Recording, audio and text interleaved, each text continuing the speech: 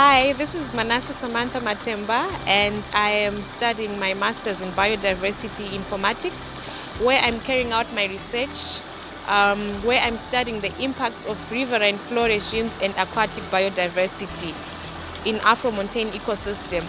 In this case, my study area is Ruo River, which is located within MULANJE Mountain Forest Reserve. So the main objectives of this study are to collect baseline data on the occurrence of macroinvertebrates and river flow data, as well as to collect water parameters.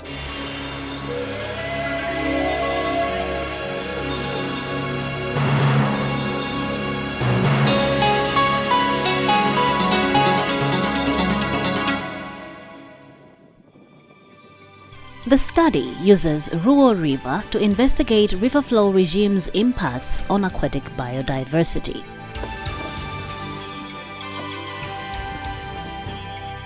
Constrained in an Afromontane region as her study area, Ruo River originates on MULANJE Mountain, about 2,550 meters above sea level, and flows down several tea estates in MULANJE, including the famous Lugeri tea estate. The tea estate uses fertilizers that potentially impact aquatic biodiversity.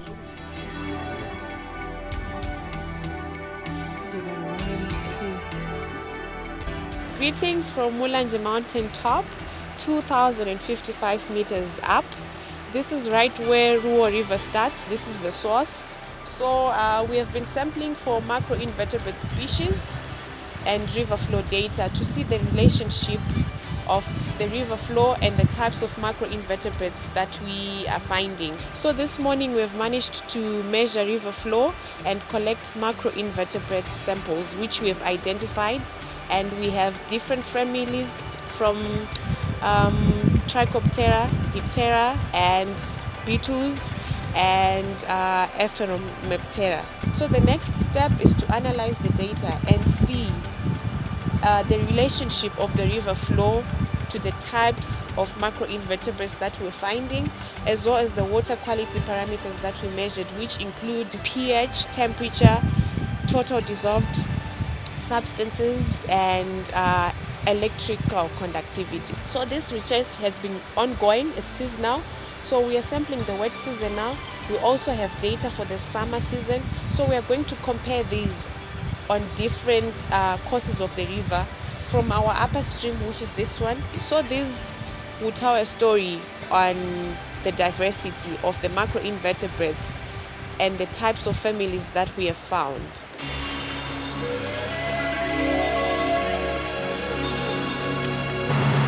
In addition, and of special importance, the installed powerhouse at the bottom of the mountain. It abstracts water from the Ruo River for hydropower generation, supporting communities in MULANJE and surrounding areas.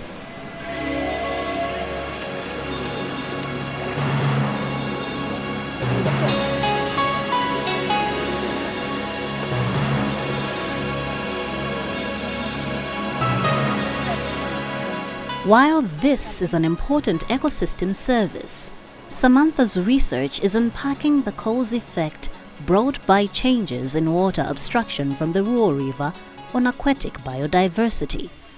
Similarly, it is the combined effects of water abstraction and associated pollution by agricultural activities that are worrisome, and no existing studies have unraveled these concerns.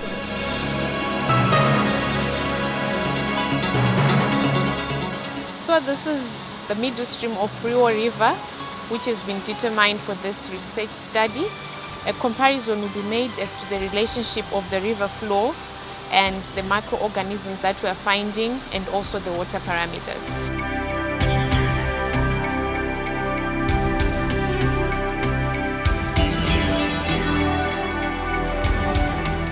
Her study has been centered on the upper reaches of the river as a reference area, middle reaches, and downstream.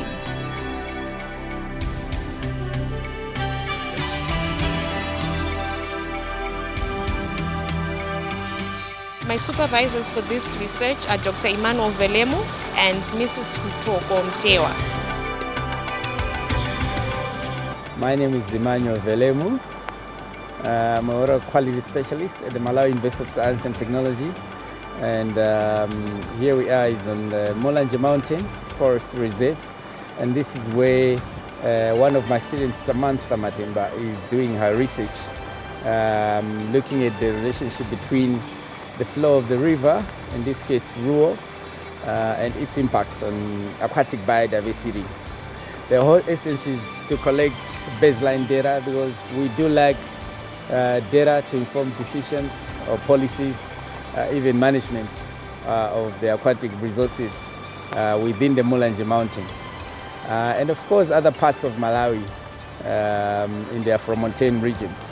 So we thought it wise that we should collect the data through this research that she's conducting, and specifically choosing Ruo River because there's a huge anthropogenic activity taking place there, which is the hydropower electricity generation, supplying to the communities that site. So we know that flow is affected in that regard because of the abstraction of the huge volumes of water.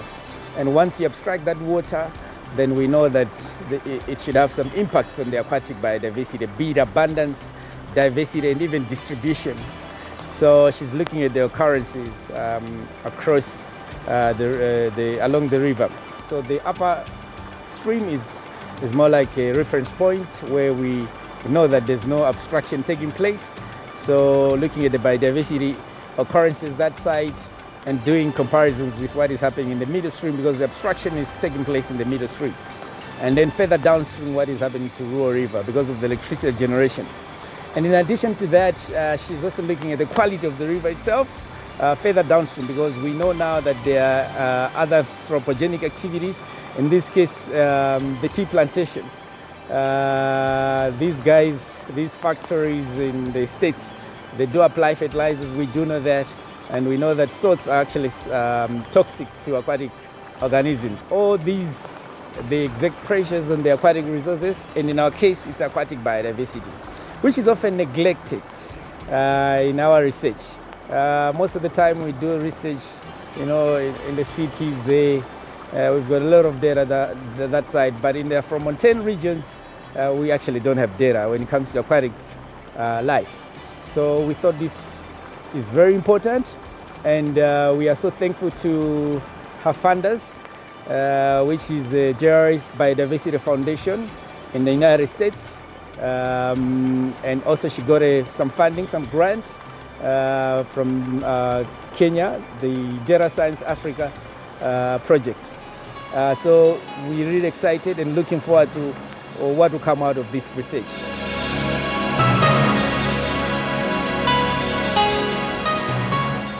Ruo River is a tributary of the Shire River that feeds into the Zambezi River in Mozambique. Thus, her research informs policy advice and management of this important aquatic resource by balancing resource protection and use.